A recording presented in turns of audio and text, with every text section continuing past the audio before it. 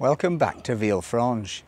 It's a glorious day here in the harbour, the ancient Darse. It's been here since 1719, like me. But that's not the subject of this week's vlog, though there is a sort of thematic link. But no, this week's vlog is exciting, because it's been an exciting week in the village that never sleeps. Because this week, the TV show Emily in Paris came to film. And I tried to get some work as a background artist. So in this vlog, you're going to see what happened. I'm also going to talk a little bit about some of the other movies that have been shot here in Villefranche, because there's some quite good ones. Well, and there's some also quite bad ones. We're also going to look at, I know, you guessed it, COVID. But we're going to look at it from the perspective of the whole new UK traffic light system. Wasn't that exciting? But I'm going to look at the implications for travel down here and give you an update on what the numbers are like and what the chances are of the light going green any time before Christmas. I'm also going to look at the war.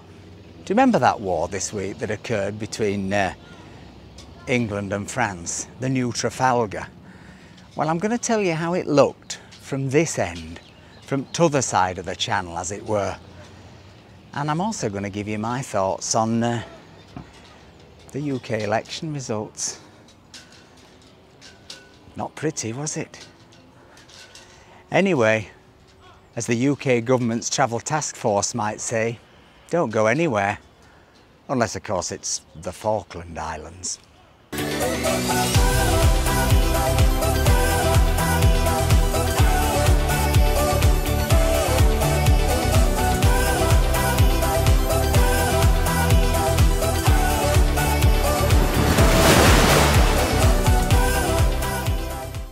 Do we still like those opening graphics? Drop me a note in the comments below if you're a fan. I know some people, well, they sing along to them. Anyway, today's vlog. I want to start with an apology. I promised you something last week and I didn't deliver. I promised you an exciting film about the train of marvels going up into the hills in Nice to Bresseroya. And you know, it's coming. I promise you it will be there by Tuesday at the latest. And I promise you it'll be worth it, because it's a fantastic journey. And I've got some information on how you can go there for note. But anyway, on to the main event, today's vlog.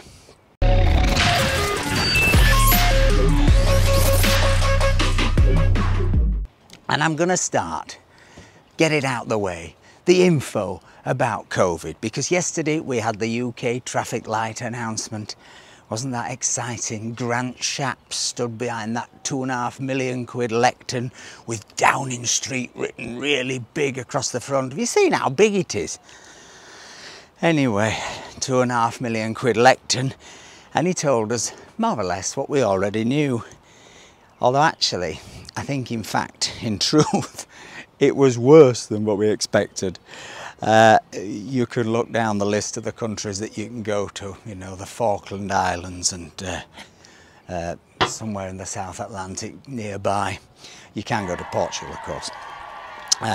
But what he said was, the important bit for us down here, was that of course France is, as I predicted, amber.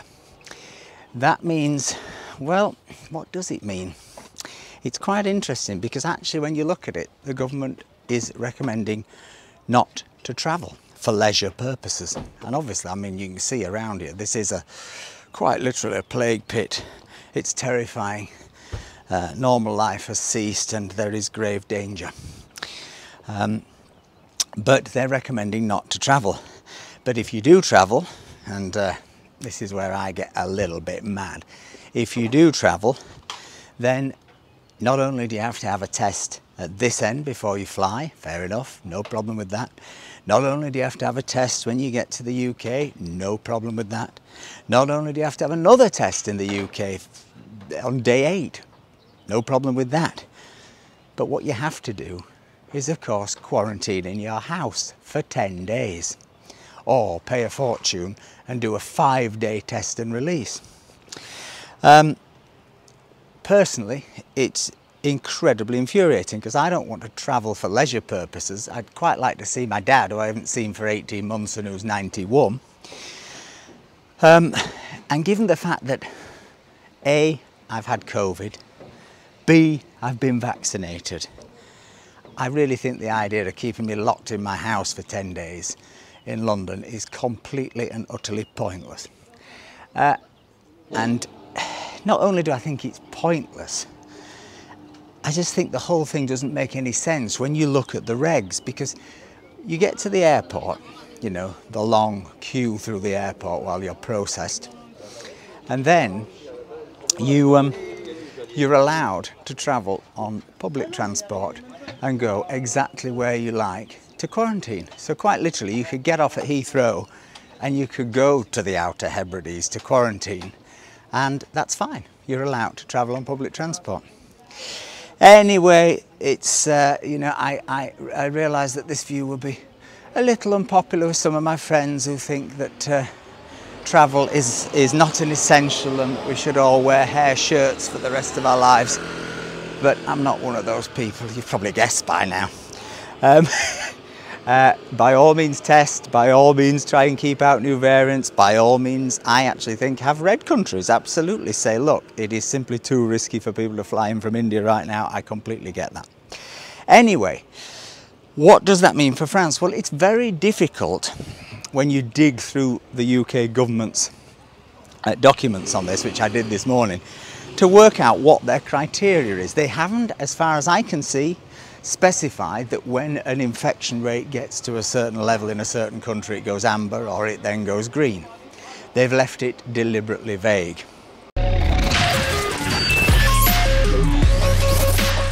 What's happening here in terms of numbers is the infection rate is dropping. There are still a lot of people in hospital. There are still over 200 people a day dying. The vaccination program is moving at a pace, but obviously I think we're at about 17 million or something, 18 million, whatever.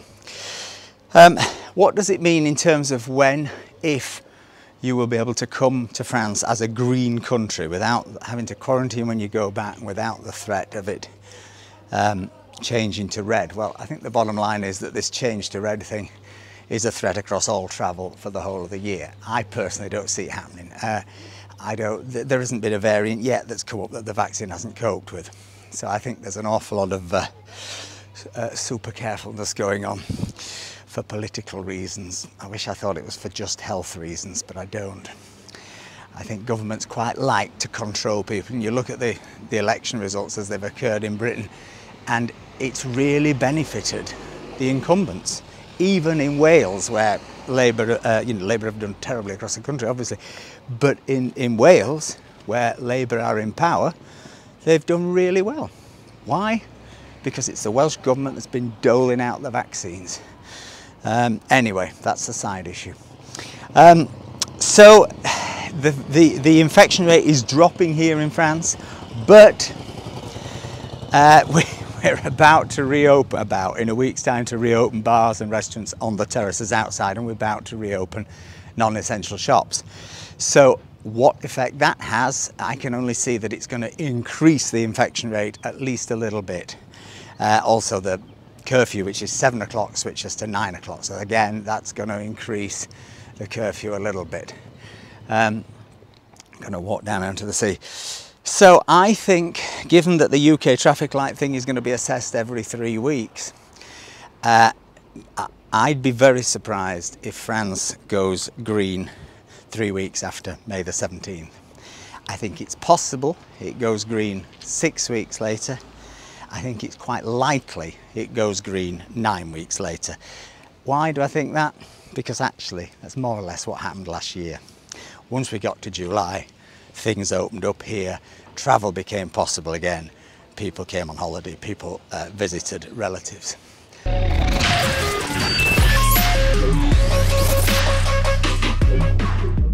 Anyway, moving swiftly on to the second subject on today's vlog. that war that occurred between England and France this week. It did, there was a war, I promise you. Look at these papers, just look at that. There was an actual war went on between France and England, and it was all about fishing in Jersey or something. Now, I confess I have very little knowledge and probably even less interest in what happens to the fishermen of Normandy or the fishermen of Jersey.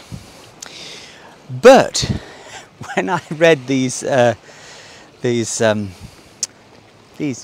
UK tabloid front pages, I kind of thought, my God, this is big. There's something going on. This is, I mean, I may become a prisoner of war.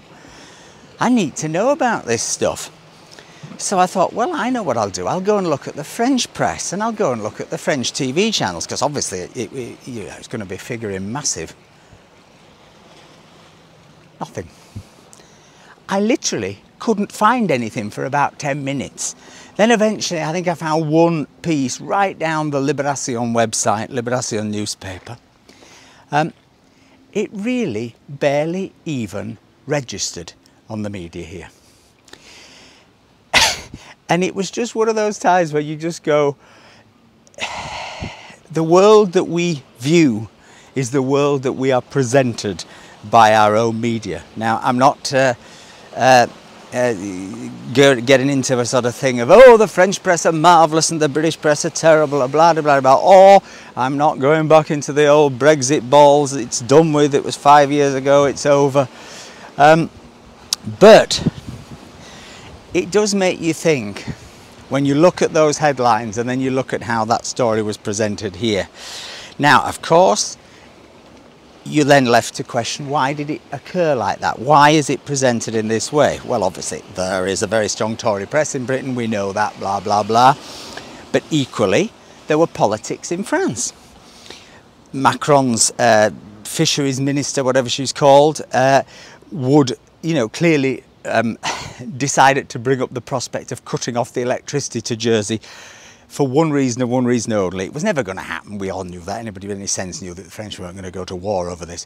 What it was about was politics. The presidential election is coming up here, Mr. Macron is in trouble, and he was trying to appeal and look tough to the fishermen in the north of France where he needs their votes. Similarly, Mr. Johnson wanted to win some local elections, some Brexity by-elections. So what did he do? He sent the gunships in. He knew the headlines that was going to generate. He's a journalist. And they did. Great. Clever politics. Did it have anything really to do with real life? No. What this was a fishing dispute. It was the French doing what the French always do. When their rights are taken away, when they feel there's an injustice, they go on the streets, they get in their boats. When the taxi drivers down here in Nice were furious about Uber marching in on their pitch, they didn't just get a petition together. They lit tyres and burned tyres in the car park at the airport. They pulled an Uber driver out of his car. You know, it is what the French do. It is a republic, and they love to make their voice heard. And similarly, Mr. Johnson wanted to do the same. But I take it with a pinch of salt. It really wasn't a war. And there'll be far more bigger things to argue about going forward, I can assure you. Anyway, that was that. Just a bit of observance. I was just doing a bit of observance. But now, the bit you're really interested in, Emily in Paris. Now, if you don't know about the TV show Emily in Paris, it's all about a girl called Emily. And she's American, and she comes to live in Paris, and it's sort of, well, it's a bit, I suppose it's a version of Crocodile Dundee, really, but with better frocks. You know, she's a bit of a fish out of water. There's a bit of a culture clash, although it does seem in Emily in Paris that most people speak American in Paris, not just English, but American. But anyway, it apparently became a big hit in lockdown, and this week she came to Villefranche to film. Now, she's not the first Lily Collins, she's called. Lily Collins, she's Phil Collins' daughter. She's not the first big star, of course, to film in Villefranche. There have been numerous films shot here. There was the cinematic masterpiece, W.E., which was Madonna's film about Edward and Mrs. Simpson. In fact, one day I was walking down here and I saw her in black. She was wearing black because she was doing serious director head. But famous shot takes place just here, where Edward and Mrs. Simpson, I think, get off the boat. Also, Ab Fab. And just behind me up here, I think there's a scene in Ab Fab, the movie, another cinematic classic, where I think Jennifer and Joanna come down here in one of those, I always want to call them vaporettos. They're Italian sort of trucks. I can't remember the name of them. I'm going to call them pigs. What are they actually called? Leave me a comment if you know what they're called, and I might get it in my head. But there was that. There was also James Bond. There have been many James Bond films shot on the roads around here, but there's also been chase scenes in James Bond shot right here in the town. In fact, here's the bit where we just walked, round by the Darse, and here's Mr. Sean Connery on his motorbike. And of course, right down here on the front in Villefranche, when the restaurants were open, there's a very famous scene in the movie Dirty Rotten Scoundrels, where Michael Caine and that other bloke, what's he called? Steve Martin walked down here, and of course he pushes an old lady into the sea. It's a comedy. It's a comedy. Then you won't want to see.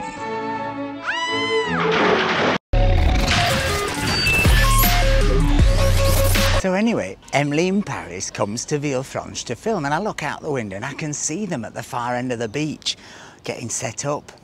And I thought, oh, here's my chance, because, well, I do have a bit of previous form on them. I think they call it photobombing. This is what happened to me in Miami when Justin Bieber was arrested for drag racing. He wasn't in drag, he was in a drag car. It was when he was a bad boy before he got a girlfriend and God. Ferrari, the vehicle that Mr. Bieber was driving, the yellow Lamborghini, continued north and made a left on 41st Street, traveling eastbound. Anyway, I looked out the window and I thought, fantastic, this is my big chance. But I got so excited about designing this, because I get carried away with Photoshop, have you noticed? So I started designing this and photoshopping myself here with Emily, and then I just thought it was hysterical that I managed to put a red beret on myself. There's a golden rule they always used to say to playwrights, which was, if you laugh at your own joke while you're writing it, you can be damn sure it'll get cut. But anyway, I carried on, I did my Photoshop, it took me about 3 hours. And then I thought, right, I'm now out to the end of the beach for my big moment. But unfortunately, by the time I got to the end of the beach, they were wrapping up. So I missed out. I missed out on photoshopping. I didn't photo bomb Emily in Paris, I photoshopped Emily in Paris. But anyway, just to make up for it, here's some images of Emily in Paris in Villefranche, not featuring me, sadly.